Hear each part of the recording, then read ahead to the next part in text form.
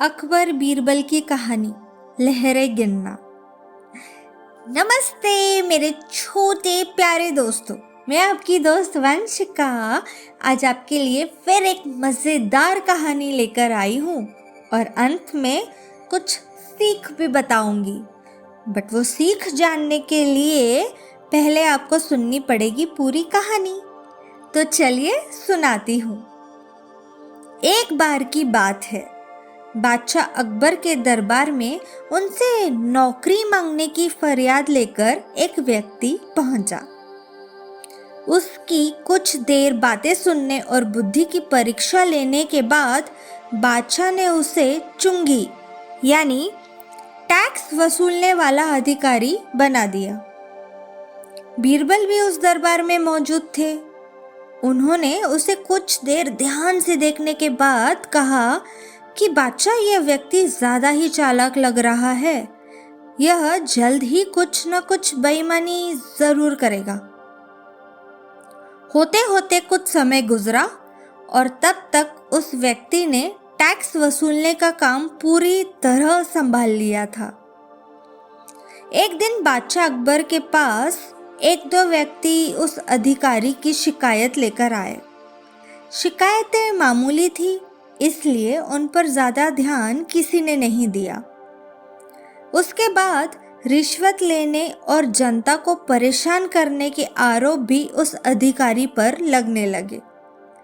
इतनी शिकायतें आने पर बादशाह ने सोचा कि इसका तबादला ऐसी जगह कर देता हूँ जहाँ इसे बेईमानी करने का मौका ही नहीं मिल पाएगा। इतना सोचते ही बादशाह ने फैसला लिया कि उसे अस्तबल का मुंशी बनाया जाएगा। फिर अकबर ने मन में कहा कि अब घोड़ों की लीद उठवाने के काम में ये क्या ही बेईमानी कर पाएगा। वहां मुंशी के पद पर पहुंचते ही उस व्यक्ति ने फिर रिश्वत लेना शुरू कर दिया। उसने सीधे घोड़े की देखभाल करने वालों से कह दिया कि तुम लोग घोड़ों को कम दाना पानी खिलाते हो। इसका पता बादशाह को चला है, इसलिए मुझे लीद को तोलने के लिए भेजा है।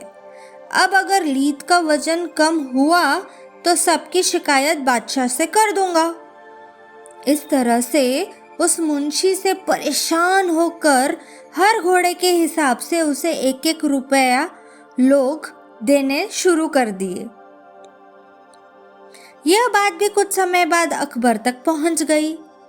उन्होंने मुंशी को सीधे यमुना की लहरें गिनने का कार्य सौंप दिया। फिर बादशाह के मन में हुआ कि अब यहाँ तो यह कोई बेईमानी नहीं कर पाएगा। कुछ ही दिनों में जैसे ही वो व्यक्ति यमुना किनारे पहुंचा तो वहां भी उसने अपना दिमाग दौड़ा ही लिया। वो नाव से सवारी करने वालों को रोक रोक कर कहता कि मैं लहरें गिन रहा हूँ, ऐसे में तुम लोग यहाँ से नहीं निकल सकते हो। इसी जगह पर 2-3 दिन तक रुकना होगा। रोज रोज की ऐसी बातें सुनकर नाव चलाने वालों ने अपने कार्य को जारी रखने के लिए उसे 10-10 रुपए की रिश्वत देना शुरू कर दिया। अब यमुना किनारे भी वो व्यक्ति खूब बेईमानी कर रहा था। 1-2 महीने में यह बात भी बादशाह तक पहुंच गई। तभी अकबर ने एक लिखा हुआ आदेश भिजवाया, नाव को रोको मत, जाने दो। वो व्यक्ति चतुर था। उसने बादशाह के आदेश वाले पत्र को नाव को रोको मत जाने दो कर दिया। इस थोड़ी हेरफेर के बाद उसने अकबर का आदेश वहां टंगवा दिया। आखिर में उससे परेशान होकर बादशाह ने उसे नौकरी से ही निकाल दिया। तभी बादशाह को बीरबल की बात याद आ गई कि ये आदमी बेईमानी जरूर करेगा। तब उनके मन में हुआ कि मुझे उसे पहली गलती में ही कठोर दंड देना चाहिए था।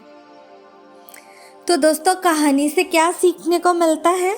कहानी से आज हमें यह सीख मिली कि दुष्ट अपनी दुष्टता और बेईमान अपनी बेईमानी कहीं भी जाने पर नहीं छोड़ता है।